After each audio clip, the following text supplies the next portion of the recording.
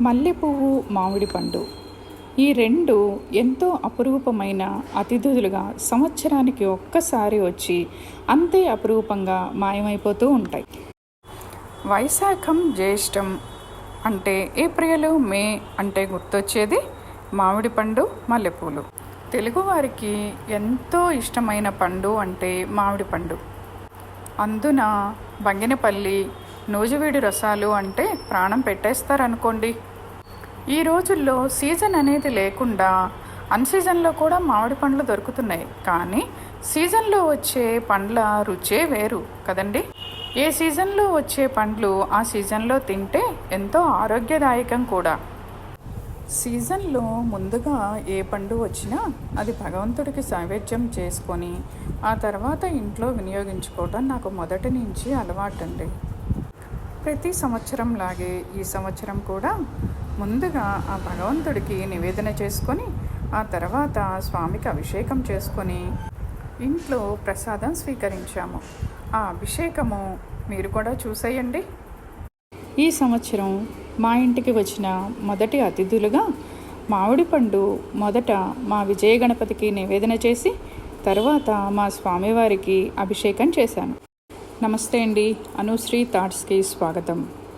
మొదటగా వచ్చిన మామిడి పండుతోటి స్వామివారికి చేసిన అభిషేకం చూస్తూ ఈరోజు జీవిత సత్యాల్లో ఖచ్చితత్వం గురించి మాట్లాడుకుందాం. ఖచ్చితత్వం, యాక్యురసీ చిన్న పదమే అయినా దీనిలో ఉన్న విలువ చాలా గొప్పది. జీవితంలో గౌరవంగా ఎదగాలి అంటే ప్రతి మనిషికి తన జీవితంలో గురించి ఖచ్చితత్వం చాలా అవసరం. ఖచ్చితత్వం అంటే మనం ఏ పని చేసినా సరిగ్గా చేయటం, సమయానికి చేయటం, మాట నిలబెట్టుకోవటం, బాధ్యతగా వ్యవహరించటం, జాగ్రత్తగా ఉండటం. ఈ విషయాలన్నీ ఖచ్చితత్వంలో ఇంటర్నల్గా ఉండే విషయాలేనండి. ఈ ప్రపంచంలో ప్రతి ఒక్కరికి ఏదో ఒక ప్రతిభ ఉంటూనే ఉంటుంది. ప్రతిభ ఉన్న వారందరూ విజయం సాధించలేరు. ఎందుకంటే ప్రతిభతో పాటు ఖచ్చితత్వం, టైమింగ్ కూడా ఉండాలి. కానీ కొన్ని రంగాల్లో ఈ ఖచ్చితత్వం మరింత అవసరంగా ఉంటుంది. ఎగ్జాంపుల్ వైద్య రంగం, ఇంజనీరింగ్, యుద్ధ రంగం, రక్షణ వ్యవస్థ. ఈ రంగాల్లో ఇంటెలిజెన్స్తో పాటుగా యాక్యురసీ కూడా ఉంటేనే రాణించగలుగుతారు. మన రోజువారీ దైనందిన కార్యక్రమాల్లో కూడా ఖచ్చితత్వం ఎంతో అవసరం. ఉదయం ఎప్పుడు లేవాలి, ఎంతసేపు పని చేయాలి, డబ్బు ఎంత ఖర్చు చేయాలి, ఎవరితో ఎలా మాట్లాడాలి, ఇవన్నీ సరిగ్గా ఉండాలి. అప్పుడే లైఫ్ సక్రమంగా ఎటువంటి ఒడిదుడుకులు లేకుండా నడుస్తుంది. ఖచ్చితత్వం ఉన్న వ్యక్తి ఎక్కడైనా గౌరవం పొందుతాడు. ఎందుకంటే అతను చెప్పిన పని చెప్పిన టైంకి, చెప్పిన విధంగా బాధ్యతగా నెరవేరుస్తాడు. అలాంటి వ్యక్తిపై అందరికీ నమ్మకంతో పాటుగా గౌరవం కూడా ఉంటుంది కదండి. మనం మాట్లాడే మాటల్లో కూడా ఖచ్చితత్వం చాలా అవసరం. నలుగురిలో మాట్లాడేటప్పుడు అర్థం లేకుండా ఏది పడితే అది ఏదో ఒకటి మాట్లాడేశాం కదా అనని మాట్లాడకూడదు. అలా మాట్లాడినందువల్ల అపార్థాలు, అగౌరవం చేకూరుస్తాయి. అందుకే పెద్దలు అంటూ ఉంటారు, మాట్లాడే ముందు ఆలోచించుకొని మాట్లాడు అని. ఇక డబ్బు వ్యవహారాల్లో అయితే చెప్పనే అవసరం లేదు కదండి. ఈ ఖచ్చితత్వం ఇంకా ఎంతో అవసరం.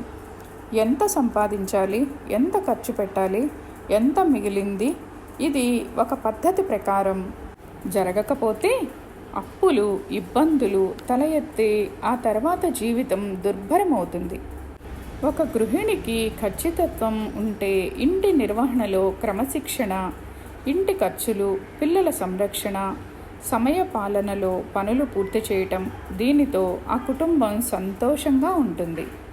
ఈ ఖచ్చితత్వం ఎక్కడి నుంచో రాదండి. ఎవరి దగ్గర నుంచో మనం నేర్చుకోవాల్సిన అవసరం కూడా లేదు. మనకి మనమే డెవలప్ చేసుకోవాలి. ప్రతి పనికి planning, timing, timely decision making, మనం తీసుకున్న డెసిషన్ క్రాస్ చెక్ చేసుకోవడం, మన వల్ల ఏదైనా తప్పు జరిగితే ఒప్పుకొని వెంటనే సరిదిద్దుకోవడం, ఇవన్నీ కూడా ఖచ్చితత్వంలో భాగాలేనండి. జీవితంలో చేసే చిన్న చిన్న తప్పులు పెద్ద సమస్యలుగా తల ఎత్తకుండా ప్రతి చిన్న విషయం జీవితంలో ఖచ్చితత్వంగా ఉండడం అనేది ఎంతో అవసరమండి. ఖచ్చితత్వం ఉన్నవారికి ఆత్మవిశ్వాసం పెరుగుతుంది. కాబట్టి మనం చేసే పని మనస వాచ కర్మణ మనసు పెట్టి చేయటం ఎంతో అవసరం. మాటలో ఖచ్చితత్వం, పనిలో ఖచ్చితత్వం, సమయ పాలనలో ఖచ్చితత్వం, ఆలోచనలో ఖచ్చితత్వం అవలంబిస్తే జీవితం సజావుగా గడిచిపోతుంది. చివరగా ఒక్క మాట, ప్రతిభ మనల్ని సమాజంలో గుర్తింపు వచ్చేలా చేస్తుంది, కానీ ఖచ్చితత్వం మనల్ని గమ్యానికి చేరేలా చేస్తుందండి. మరో మంచి జీవిత సత్యంతో మళ్ళీ మీ ముందుంటానండి. సర్వే జనా సుఖినో భవంతు, సర్వే సుజనా సుఖినో భవంతు.